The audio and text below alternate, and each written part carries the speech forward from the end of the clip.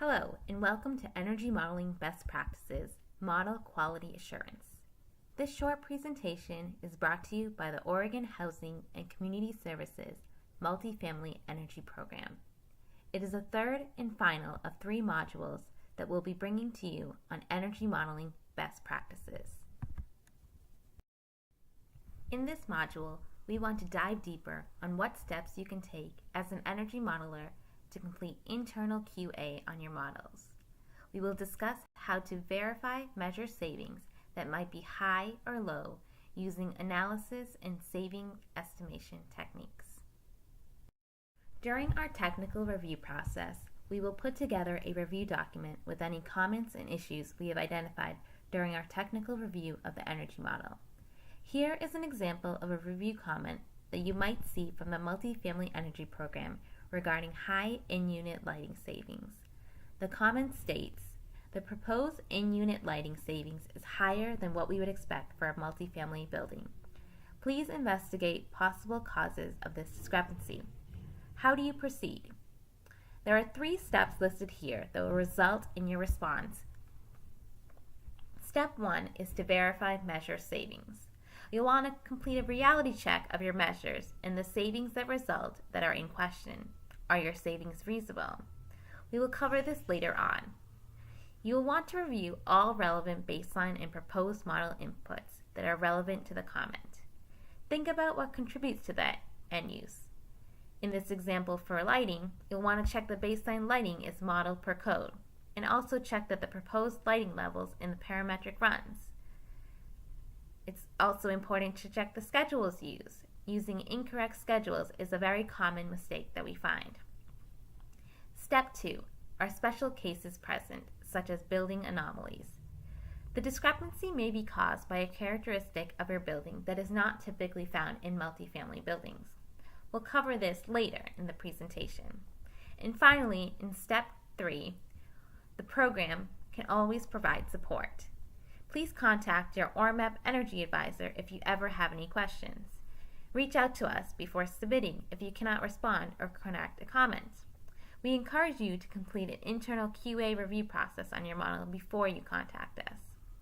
These steps should lead you to discover what the issue might be in the model, or if there is an anomaly that may justify the out-of-the-norm results. One way to verify measure savings is to review the affected end uses of a proposed measure. Evaluate if the consumption by end use in the model has changed as expected per each measure. In eQuest, you can refer to the Annual Energy Use Report found under Comparison Reports. In this example for Common Area Lighting Measure, the proposed measure is the gray bar and the baseline is blue. This measure reduces lighting and cooling and increases heating consumption relative to the baseline run in the blue bar. Fan and pump power is usually also affected, but to a smaller degree. To help you determine if the measure savings that result are reasonable, we've put together this typical savings profile. You should be able to look at a measure and think about what is being improved.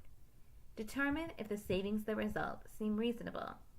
Ask yourself, are the energy savings as expected? For example, does installing higher efficiency lighting save heating kWh? No. There is a negative impact because reduced lighting load gives off less heat, resulting in a higher heating load. Does lighting save cooling kWh? Yes. The reduced lighting load gives off less heat, resulting in lower cooling load. Does lighting save non-heating and cooling kWh? Yes. This is the main lighting savings. These are just the typical savings profile, and your results may differ due to special circumstances in your building or measures. To verify the savings, you can also develop and use simple estimation techniques. Here is an example of developing a simple estimation technique to verify your results for in-unit lighting. In this example, you have an in-unit lighting measure. You can calculate the total annual non-heating and cooling kWh savings from the watt reduction between the baseline and proposed, multiplied by the square footage and the hourly schedule. Based on this example and the assumptions going from a baseline lighting power density of 0.7 watts per square foot to a proposed LPD of 0.65 watts per square foot, results in 314.8 kWh savings per year. What does this mean? Non-cooling and heating kWh decreases by 314 kWh per year, as calculated in the previous slide. Cooling kWh decreases due to lower internal heat gain. Typical cooling kWh savings is about 15 to 30% of non-cooling kWh savings. Heating kWh increases because the lower internal heat gain has to be compensated for by the space heating system. Another method is to look at the distribution of energy savings to verify the magnitude of savings among measures. This is a screenshot of the detailed measures table from the Multifamily Energy Program Energy Efficiency Plan. It summarizes the measures in savings for projects modeled in the whole building path. This is an example of a high-performance project with significant envelope upgrades. Envelope upgrades are contributing to the highest savings, ranging from 4 to 7% for the windows, wall insulation, and reduced infiltration measures. The heat pump measure is contributing to a lesser degree of savings. This makes sense because improved envelope reduces the heating demand, thus reducing the savings impact from the heat pump.